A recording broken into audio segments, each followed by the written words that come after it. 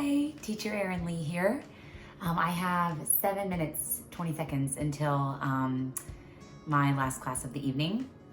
I just attended the first actually VIPKid virtual meetup. So VIPKid teachers go to meetups all over the country. They get together and they exchange ideas and just, have that camaraderie of seeing their fellow teachers. So that is something. I'm going to my first physical one this weekend to see a Chinese New Year parade in Orlando. So that'll be really neat. But this one was virtual and it was a ton of teachers in the San Francisco office and the Dallas office all together, learning about Chinese New Year and doing a craft to make a lantern and talking about, what we love about VIPKid and things like that. So it was really neat. But so very grateful tonight for the job that I get to have and what I get to do, and I really do love my job. But I was wanting to share something kind of interesting and neat.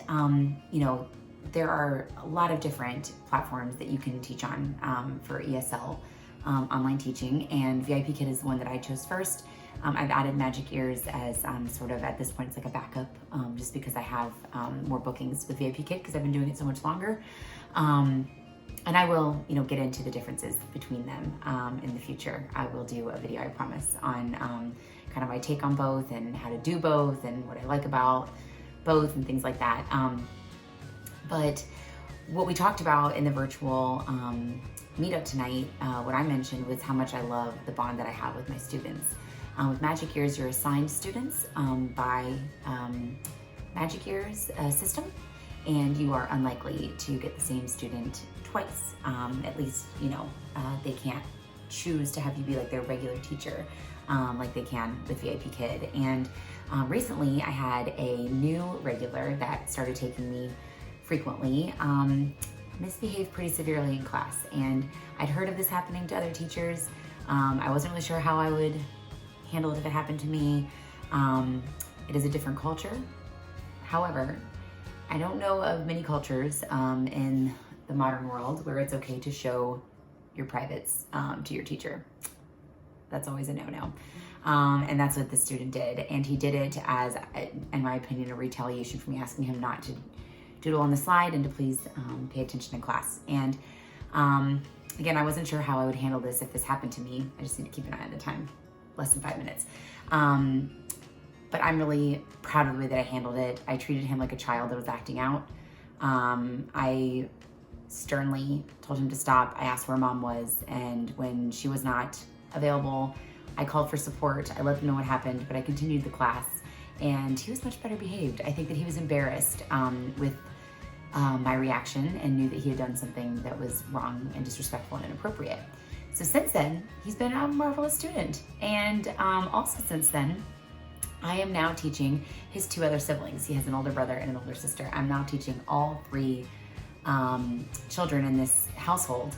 And that's amazing. That, I think that these parents, they were spoken to by the learning partners after this happened. They call, and I think that they were probably appreciative of my handling of it and decided that they were going to entrust me to teach all the children in their household English. And they spend a lot of money to have us privately teach their children, and I'm honored that they are entrusting me to do that and investing that in me. So anyway, I'm thankful for that, and I'm proud of myself for overcoming an obstacle that I wasn't sure how I would handle, and it turning out to be pretty much the best possible outcome to that. So, again, this is just one example of some regulars, but I have so many wonderful relationships that I've formed with some of these students. I have quite a few regulars now, and I adore them, and I look forward to seeing them, and I think they look forward to seeing me too, and it's really special. And we are literally across the globe from each other, and it's really neat. And I think I've said before that, even if they don't become fluent in English, even if English doesn't become a super huge part of their life, I think that I'm still giving them tools and things that they can use their whole life. to love to learn, you know, how to overcome a hurdle or a challenge while learning, you know, all kinds of skills that you need in any classroom. I hope that I'm giving to them and will help them through their entire education career and maybe beyond. So it's a good feeling, and I'm thankful for my job and I love it. And I hope that any of you that are considering something like this, that you'll jump in. You know, don't look at the staircase to success, just take the first step. So if you need a coach, if you need a mentor, somebody to help you, all of my referral information is down below. How to reach me is down below. I would love to be some one-on-one support for you while you get started teaching. If you already have a referral, use them and get started. And, you know, if you're in the middle of your mocks and, you know, you haven't passed, or, you know, whatever it is, you know, just jump on it. It's worth it and I love it. Class in 1 minute and 27 seconds. So I gotta go, but thanks for listening. I'll see you soon.